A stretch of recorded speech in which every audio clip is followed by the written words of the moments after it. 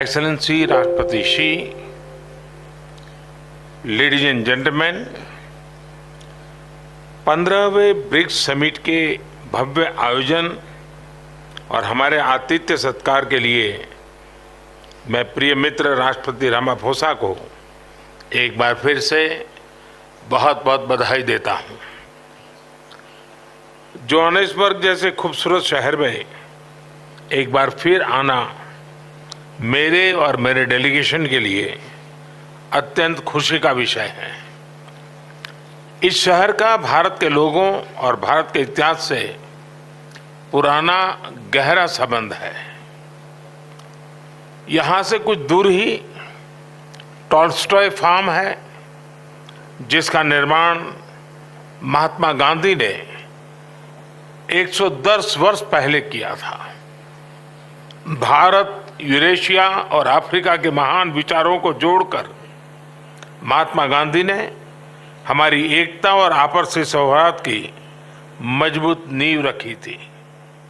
Excellencies, पिछले लगभग 2 दशकों में ब्रिक्स ने एक बहुत ही लंबी और शानदार यात्रा तय की है। इस यात्रा में हमने अनेक उपलब्धियां हासिल की है। हमारा new development bank global south के देशों के विकास में महत्वपूर्ण भूमिका निभा रहा है। कंटीजेंसी रिजर्व अरेंजमेंट्स के माध्यम से हमने फाइनेंशियल सेफ्टी नेट का निर्माण किया है।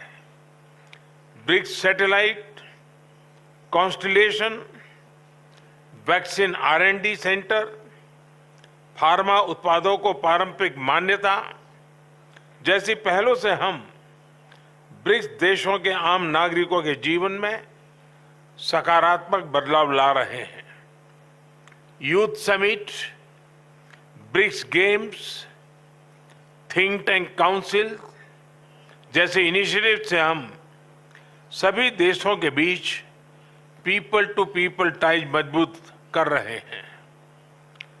ब्रिक्स एजेंडा को नई दिशा देने के लिए भारत ने रेलवे रिसर्च नेटवर्क, MSMEs के बीच करीबी सहयोग, online BRICS database, startup forum जैसे कुछ सुझाव रखे थे। मुझे खुशी है कि इन विषयों पर उल्लेखनीय प्रगति हुई है। एक्सेलेंसीज, हमारे करीबी सहयोग को और व्यापक बनाने के लिए मैं कुछ सुझाव आपके सामने रखना चाहूंगा। पहला है स्पेस के क्षेत्र में सहयोग। हम ब्रिक्स सैटेलाइट कॉन्स्टिलेशन पर पहले से काम कर रहे हैं। एक कदम आगे बढ़ाते हुए हम ब्रिक्स स्पेस एक्सप्लोरेशन कंसोरियम बनाने पर विचार कर सकते हैं। इसके अंतर्गत हम स्पेस रिसर्च, वेदर मॉनिटरिंग जैसे क्षेत्रों में ग्लोबल गुड के लिए काम कर सकते हैं। मेरा दूसरा सुझाव है शिक्षा, स्किल डेवलपमेंट और टेक्नोलॉजी में सहयोग। ब्रिक्स को एक फ्यूचर रेडी ऑर्गेनाइजेशन बनाने के लिए हमें अपनी सोसाइटीज को फ्यूचर रेडी बनाना होगा। इसमें टेक्नोलॉजी की अहम भूमिका रहेगी। भारत में हमने दूर सुदूर तथा ग्रामीण क्षेत्रों के बच्चों और उनके तक शिक्षा पहुंचाने के लिए दीक्षा यानी digital infrastructure for knowledge sharing platform बनाया है। साथ ही स्कूल के विद्यार्थियों के बीच इनोवेशन को बढ़ावा देने के लिए हमने देश भर में 10,000 अटल टिंकरिंग लैब्स बनाए हैं। भाषा संबंधी बाधाओं को हटाने के लिए भारत में AI based language platform Bhashini का इस्तेमाल किया जा रहा है। वैक्सीनेशन के लिए कोविन प्लेटफॉर्म बनाया गया है। डिजिटल पब्लिक इंफ्रास्ट्रक्चर यानी इंडिया स्टैक के माध्यम से पब्लिक सर्विस डिलीवरी को रिवॉल्यूशनराइज किया जा रहा है। विविधता भारत की एक बहुत बड़ी ताकत है। भारत में किसी समस्या का हल इस विविधता की कसौटी से निकलकर आता है। इसलिए ये सॉल्यूशंस विश्व के किसी भी कोने में आसानी से लागू हो सकते हैं। इस संदर्भ में भारत में विकसित इन सभी प्लेटफॉर्म्स को ब्रिक्स पार्टनर्स के साथ साझा करने में हमें खुशी होगी। मेरा दूसरा सुझाव है कि एक दूसरे की ताकतों की पहचान करने के लिए हम मिलकर स्किल मैपिंग पर कर सकते हैं। इसके माध्यम से हम विकास यात्रा में एक दूसरे के पूरक बन सकते हैं। मेरा चौथा सुझाव है बिग कैट्स के संबंध में। ब्रिक्स के 5 देशों में बड़ी संख्या में विभिन्न प्रजातियों के बिग कैट्स पाए जाते हैं। इंटरनेशनल बिग कैट अलायंस के अंतर्गत हम इनके संरक्षण के लिए साझा प्रयास कर सकते हैं। मेरा 5वां सुझाव है ट्रेडिशनल मेडिसिन को लेकर। हम सभी देशों में ट्रेडिशनल मेडिसिन का इकोसिस्टम है। क्या हम मिलकर ट्रेडिशनल मेडिसिन की रिपोजिटरी बना सकते हैं? एक्सेलेंसी, दक्षिण अफ्रीका की अध्यक्षता में ग्लोबल साउथ के देशों को ब्रिक्स में एक महत्व विशेष दिया गया है। हम इसका हृदय से स्वागत करते हैं। यह वर्तमान समय की मात्र अपेक्षा ही नहीं बल्कि जरूरत भी है।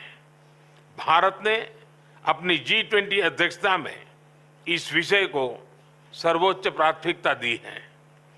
One earth, one family, one future, इस मूल मंत्र पर हम सभी देशों के साथ मिलकर आगे बढ़ने का प्रयास कर रहे हैं। इस वर्ष जनवरी में आयोजित voice of global south summit में 125 देशों ने भाग लिया और अपनी चिंताओं और प्राथमिकताओं को साझा किया। हमने अफ्रीकन यूनियन को G20 की स्थायी सदस्यता देने का प्रस्ताव भी रखा है। मुझे विश्वास है कि सभी ब्रिक्स पार्टनर्स G20 में भी साथ है और सभी हमारे प्रस्ताव का समर्थन करेंगे। इन सभी प्रयासों को ब्रिक्स में भी विशेष स्थान दिए जाने से ग्लोबल साउथ के देशों को उनका आत्मबल और बढ़ेगा।